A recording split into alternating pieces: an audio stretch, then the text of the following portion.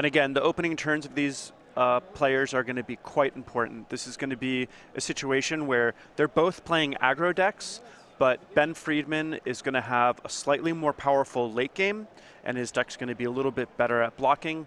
Jim Davis is going to be a little more favored on the first 3 turns of the game, and then he's going to have the potential to finish Ben off with some burn spells. All right, well, Ben Friedman is going to start off with an Eldrazi Temple. And pass the turn, Jim has an Inspiring Vantage, a Monastery Swiftspear, and he's going to pay 2 life for Gitaxian Probe. And that's going to reveal Eldrazi Skyspawner, Drowner of Hope, Thought-Knot Seer, Eldrazi Displacer, Path to Exile, and a Yavimaya Coast in Ben's hand. So he actually can only cast one of the cards in his hand currently.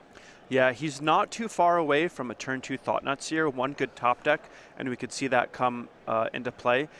The Eldrazi Skyspawner is kind of a nice play also. It will at least be able to buy Ben some time because it's 2 blockers for the cost of 1 card. Granted, they're likely to be just chump blockers, which is a little unfortunate for Ben, but at least he's getting some stuff in the way for Jim to slog through. All right, Jim is just going to attack for 2 with his Monastery Swiftspear. That's going to knock Ben Friedman down to 18. Ben will pick up another copy of Eldrazi Skyspawner. He'll play the Yavimaya Coast and cast his Eldrazi Skyspawner, falling down to 17. Looks like he's got his Sheriff token there for his Eldrazi And Scion. this is an okay start for Ben, not that great. He's not too far behind though because he was able to start on the play. So we're going to see what Jim has to follow up here and if Jim can push his advantage.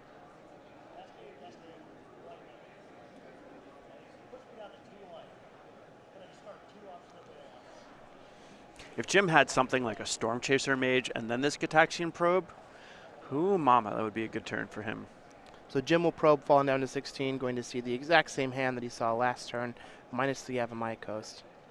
And I think he drew a Storm Chaser Mage off that probe. If that had just been the other way around, he would have been able to get an extra damage across, but I think it's still probably going to be worth it for him to potentially play that Storm Chaser Mage if possible and just swing in. And he's only going to attack with the Swiftspear. So what's nice about 2/3. yeah, what's nice about this is with 1 prowess trigger, Ben could potentially trade, but he'd have to worry about Jim having any instant whatsoever. And so with the Vapor Snag, this is going to end up being 4 damage that Ben is going to be dealt. So not a bad turn for Jim. I would like to see him use his other mana though. Oh, he did draw Cavern of Souls. He's going to name Eldrazi, play his Thought-Knot Seer, and target Jim Davis. Jim's going to reveal a hand: Inspiring Vantage, Storm Chaser Mage, Snapcaster Mage, Mutagenic Growth, and Mantis Rider. And we see here Jim's deck, looking over his list, he actually has 8 of the new fast lands from Kaladesh, 4 Inspiring Vantage and 4 Spirebluff Canal. That's one of the ways he's able to play all of these Phyrexian mana spells and use his life total to cheat the cost on those spells. Is, you know, he really only has, looks like 3 shock lands and 6 fetches. Yeah, I think that's definitely one of the reasons that this Jeskai aggro deck has basically suddenly come onto the map. Previously, the cards were pretty good at racing, but not great at racing. But now, because you can build the deck in a way that you just don't take as much damage from your own mana bases, it really helps put you ahead in a race. So I find Jim's play on the previous turn pretty interesting. The advantage of him using that Vapor Snag is he made it so that Ben needed to top deck a land in order to play that Thought-Knot Seer. Jim had seen his hand seed that Ben was 1 land short of Thought-Knot Seer, and so the reason that you would play the Vapor Snag is try to deny Ben from playing it. But he could have also chosen to just play his Storm Chaser Mage and then follow it up with a turn 3 Mantis Rider, and that would have used his mana a bit more efficiently. However, it turns out Ben Friedman did top deck a land. It's a very good one, Cavern of Souls, that he can name Eldrazi, so this gives him the 4th mana to play that Thought-Knot Seer, gives him a pain-free source of blue mana for his Skyspawner and Drowner, but also gives him white mana for that Displacer in his hand. Yeah, very, very important. Mantis Rider is going to be the choice by Ben Friedman. And I like the fact that Ben is going for the flying creature because it's the thing that he's going to have the hardest time dealing with. Ben doesn't have a lot of flying creatures, and the flying creatures he does have are rather small. They're only these 2/1 Sky Spawners. Looks like Jim picks up another land for his turn.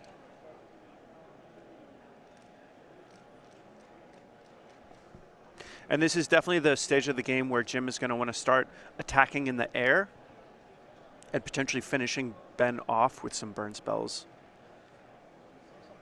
because the ground is going to quickly get locked up by Ben Friedman. Jim's going to take his time deciding how to proceed with his third turn. And if we had seen Jim be on the play, we would probably see a much different game state where we would be looking at a similar board, but Ben would be down another 4 life or so. So it really does make a big difference in these situations, who is on the play and who's on the draw.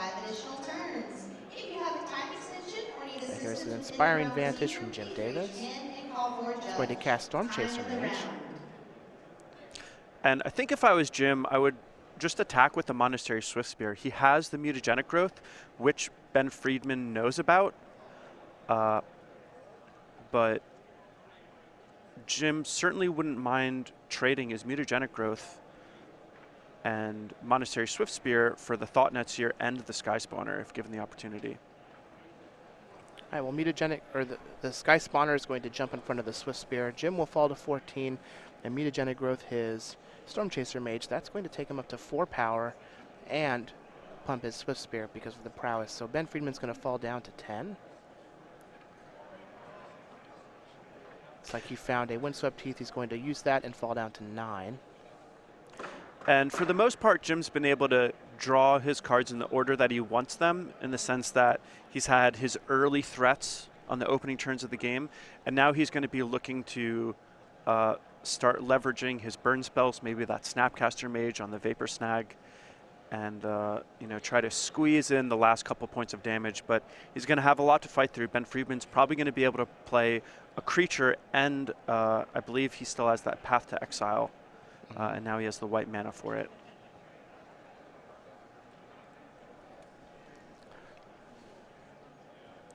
All right, Eldrazi Sky Spawner is going to come down for Ben Friedman. Come on, Ben, you know the rules. That brings with it a 1/1 Eldrazi Scion.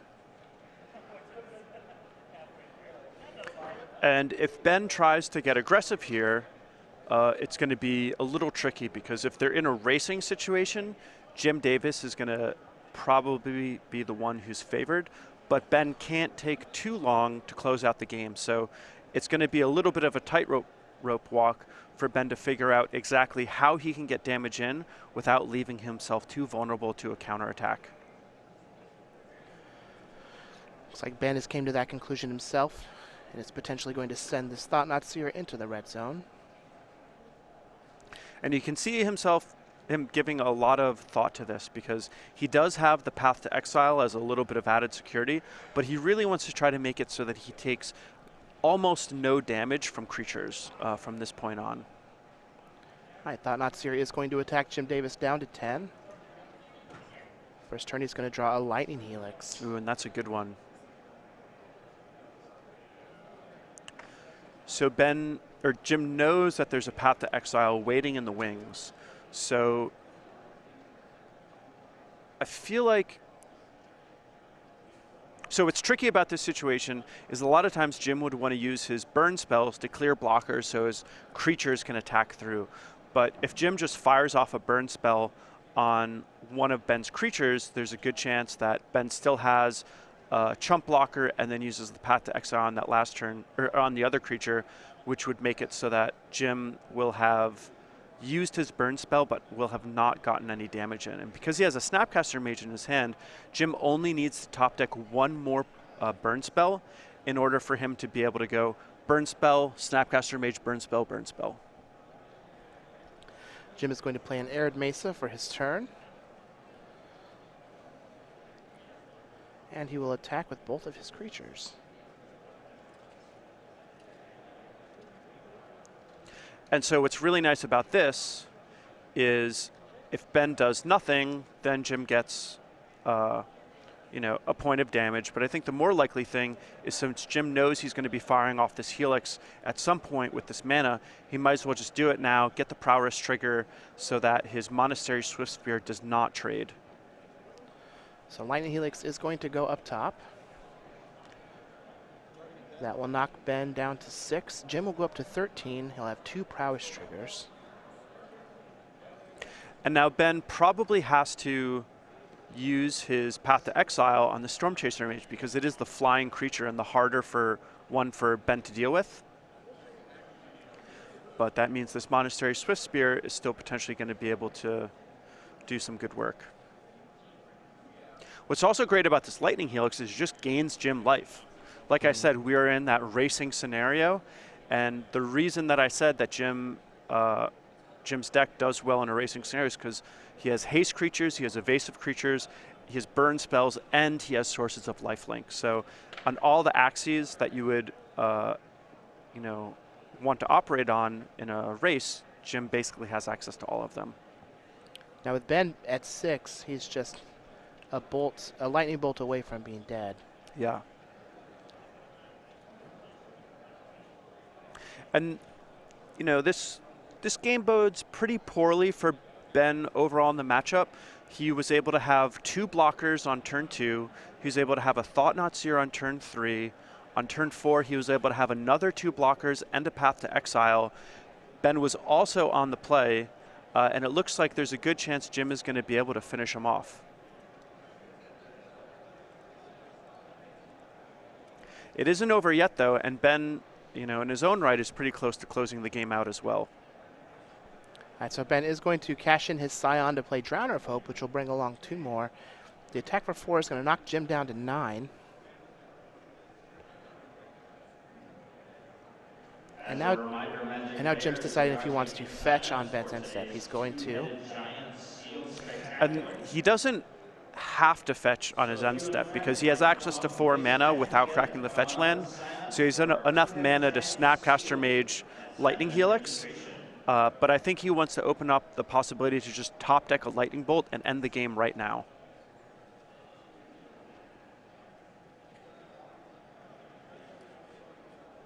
A Vapor Snag would also be a pretty nice top deck because it would likely buy Jim a whole extra turn. And there's the Lightning Bolt. Wow, so paid off for cracking the fetch land. Just got a Bolt, Snap, Bolt. That's going to take Ben Friedman from 6 down to 0. Game. Jim Davis. Jim Davis is going to take game 1 on the back of a top deck Lightning Bolt to burn Ben Friedman out. Jeskai Aggro is going to be up a game over Bant Eldrazi. Let's check out the sideboards for these players and see if we can figure out what their plan's going to be. Oh man, I just love seeing a game end with a Lightning Bolt. Yeah, really, there's nothing quite like it. It's just good old-fashioned. Mm-hmm. Ben Friedman on Bant Eldrazi has 4 Rest in Peace, 3 Grafdigger's Cage. Holy moly. Big commitment. 2 Stubborn Denial, 2 Negate, 2 Stony Silence, an Engineered Explosives, and a Warship. What do we think he's doing? So I think the thing that Ben is most afraid of is just burn spells. And so I think the 2 Stubborn Denials, the Negates, and the Worship are all going to be good things to bring in. There's a small argument for Engineered Explosives. I'm not really in love with it, but the flyers are pretty annoying, and it'd be nice for Ben to have some extra ways to deal with them. Now on Jim's side, we have 4 Spell Pierce, 3 Surgical Extraction, 2 Geist of St. Traff, 2 Gut Shot, 2 Path to Exile, and 2 Smash to Smithereens. What's he going to do? So I really like the 2 Path to Exile. Ben has some really big threats that Jim would like to get out of the way.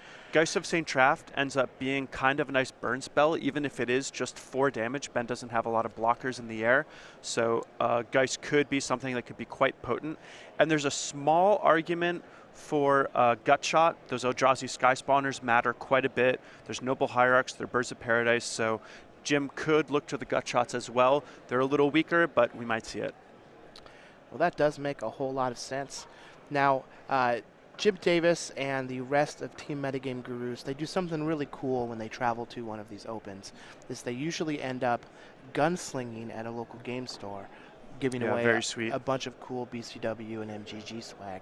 And one of the ways that you can get more events in your local game store that might end up having MGG set up something to come gunsling is to do game night. Oh, nice. So we're going to talk about StarCityGames.com game night. Every week in November, you can get some sweet swag, the exclusive Mole Warden tokens and pins. Andy and I both have the old Mole Warden on our lapel. Oh, when we yeah. come back to the booth later on. Go to StarCityGames.com/game night for that information. But there are also pins you can get in December. Yeah, we have the Fintuition pin and tokens. You know, a really fun spoof on basically the card Intuition, which is one that everyone knows and loves.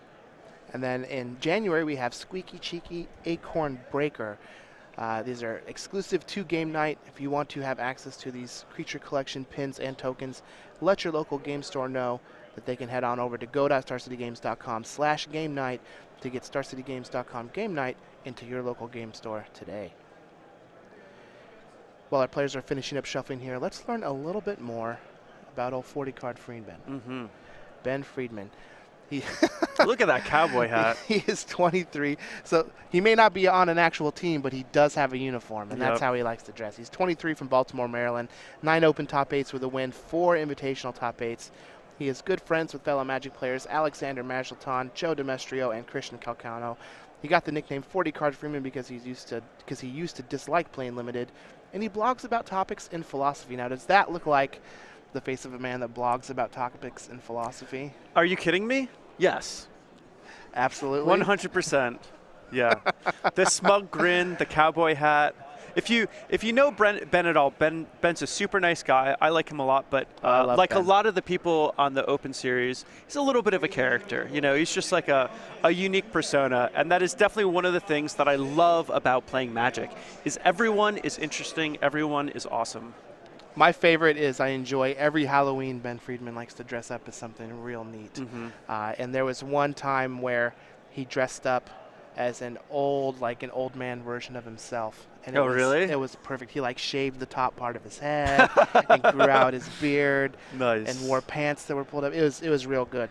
Yeah. I do enjoy me some Ben Friedman. Mm-hmm.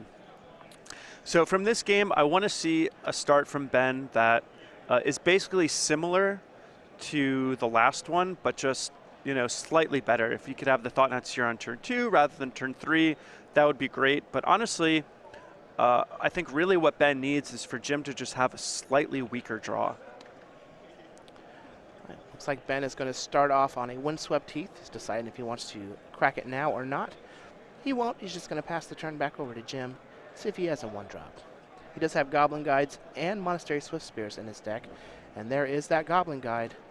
Trigger's going to reveal a Cavern of Souls that will go into Ben Friedman's hand, and he'll fall down to 18. Yeah, Ben would have loved to have something like a Path to Exile there to take no damage. It's a small consolation to get that land. His deck is a mana-hungry deck, but he needs to have more than 1 mana per turn added to his board. So having a land like Cavern of Souls, while it's nice, he really wants those Eldrazi temples. Well, Ben will fall down to 17 and use his Windswept Heath to go find a Temple Garden. He's going to take his turn. Let's see if he has an Eldrazi Temple or something of the like to play a spell this turn. Looks like he's just going to Ancient Stirrings. And this is looking like a pretty slow start for Ben. Ooh, he finds an Eldrazi Temple, but he's going to put that copy of Warship on the bottom of his deck. Yeah. He would love to draw that sometime soon. I'm sure he's going to crack a fetch land as soon as he can or get some sort of other shuffle effect.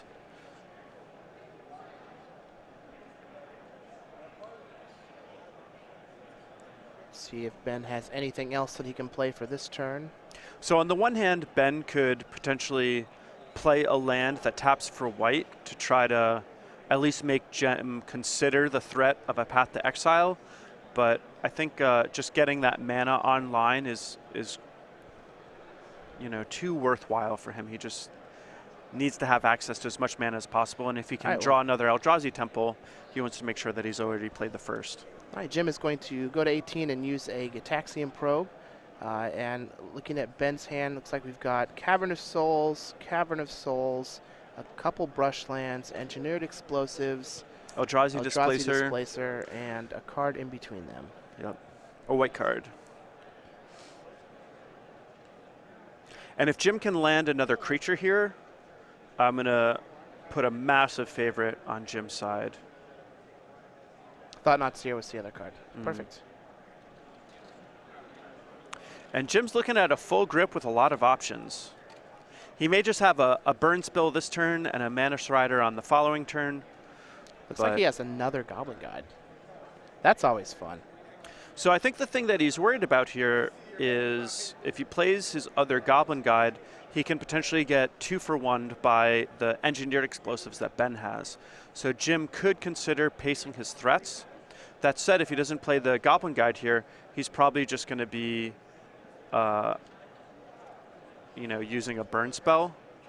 So I kind of like this from Jim. You might as well just get these Goblin Guides out, make Ben use his mana killing them. Your Mana Strider is probably going to be able to come down on the following turn uncontested, so long as Jim Davis has white mana. And then the plethora of burn spells that Jim is working with is probably going to be able to finish Ben off.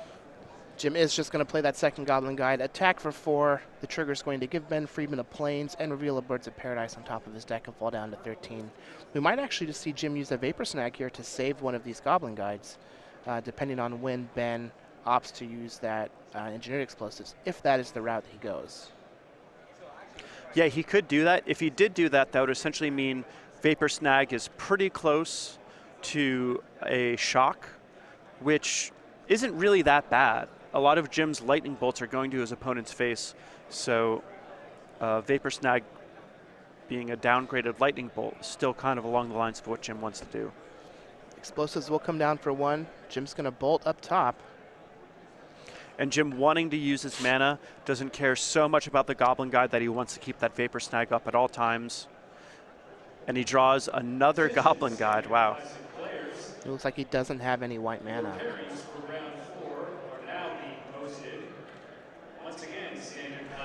So when you go to combat here, what do you think about attacking with just one Goblin Guide? I would love an attack with just one Goblin Guide. Just try to deny Ben some of those triggers. You know almost 100% that Ben has to crack his Engineered Explosives, and Jim is just not attacking with either. So great heads-up play by Jim Davis. That is the great Magic player we know and love, and it's great to see some great, tight, and kind of unconventional play. So Ben is going to crack those Engineered Explosives on Jim's end step. He is down to 10. And Jim chose not to use the Vapor Snag there. I think it's probably safe to assume that Ben is going to play some big blocker this turn, and since Jim already has another Goblin Guide, it makes sense that he would want to just save that Vapor Snag to keep the path clear. But this Thought Knot Seer is kind of a wrench in that plan. So Thought Knot Seer comes down. We may just see Jim use Snapcaster here on a Lightning Bolt.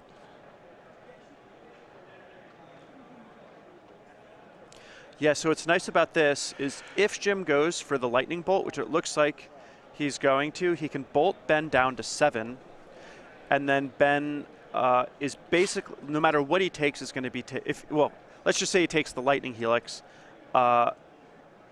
then Jim is going to be able to get in another 5 damage on his turn, putting Ben down to 2.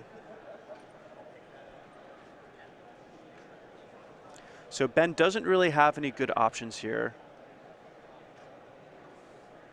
He could take the Vapor Snag, in which case Jim would be able to attack with both creatures, just, throw away one of them to the Thought Knot Seer. Well, there is the Vapor Snag. Jim Davis is going to flash back that Lightning Bolt, knocking Ben down to 7. Goes to his draw step here, trying to find some white mana, and he doesn't, but he does find a Storm Chaser Mage. And that is a great top deck. So I think what I would do here is play the Goblin Guide and the Storm Chaser Mage, and then just attack with everything. You're going to get at least 1 damage through. Your flyer is still going to be around doing damage. And then with your Lightning Helix, you only need to pair it with 1 more burn spell to finish Ben off. Storm Chaser Mage and Goblin Guide. Got to put them in the right order. Yeah, and I do like an attack with all of them. You could just do an attack with the Storm Chaser Mage. That would be a little bit more of a patient play, but you'd have to worry about Ben untapping, having an answer for the Storm Chaser Mage, and stabilizing at 7 life, which is significantly different than Ben Friedman being at 6 life. All right, well, a Storm Chaser Mage is going to attack. And there's a good chance that Ben just chump blocks. Ben just takes it and falls to 6. But it looks like he needs that Birds of Paradise, for its mana. So, and the plan here might be to try to use something like Eldrazi Displacer to keep the Storm Chaser Mage under control.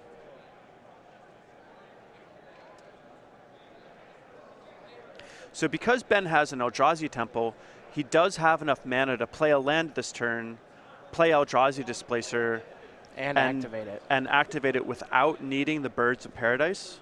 So, but, yeah, so I kind of like the chump block with the birds on the previous turn, but, you know, it's certainly not a clear mistake or anything like that. Ben certainly knows what he's doing here. Do you think Ben's going to attack with that Thought-Knot Seer? It's a little dicey. He can, but I think that I would probably try to hold off for 1 turn. He knows that Jim has, I believe he knows that he has the Lightning Helix from the Thought-Knot Seer. Yep. He knows Jim doesn't have any white mana, but top deck white mana could be quite the problem. And because Jim is at 18, it's going to be a while before Ben is able to kill Jim. So Jim has a lot of time to basically draw whatever he needs to finish Ben off. Well, Jim is going to find a Gitaxian Probe that he'll play with mana and see 4 lands in Ben Friedman's hand. Cavernous Souls, Brushland, Breeding Pool, and Windswept Heath. It's going to go to combat. The Eldrazi Displacer will blink the Storm Chaser Mage, and Jim found an Inspiring Vantage, so he does have white mana now. And once again, we're in a spot where Jim Davis is 1 Lightning Bolt away from victory. Yeah, he really is, and that's, you know, if Ben would really like to have 1 more point of life. He does have this Engineered Explosives, which is kind of nice. Engineered Explosives for 2 is going to be able to clean up not only the Storm Chaser Mage, but the Snapcaster Mage also. But Jim only needs to draw another burn spell or a Snapcaster Mage, and he's going to be able to finish Jim off, or Ben off in short order. All right, the Explosives is going to be popped for 2. And now if I were Ben, I think I would attack with the Thought-Knot Seer. Another option would be to attack with the Displacer and keep the Thought-Knot Seer back. Or you just attack with both. Can attack with both. This is a 3-turn clock. Got to try and finish the game. Yeah, Ben knows that he's almost dead. He knows Jim's last card in his hand, so Ben is working with complete information. Yeah, he still has mana to use the Thought-Knot Seer. Right. Or the Displacer. But now this Birds of Paradise will be a chump blocker. At least I think it will be. I guess there's not a whole lot of difference between 6 life, 5 life, and 4 life. It's those 3-point increments that are the real keystones. Now Jim's deciding if he wants to try and attack here or not. I think Jim is thinking about whether or not he wants to use the Helix on the bird, and or if he wants to try to use the Helix to get a Prowess trigger on the Storm Chaser Mage once Ben goes to blocks. But I think this is just an attack to gobble up the Birds of Paradise and make Ben use his mana with the Displacer. All right, so the Helix is going to go up top. That's going to take Ben down to 3 and Jim Davis up to 14, which is still the 2-turn clock from the Thought-Knot Seer and the Displacer.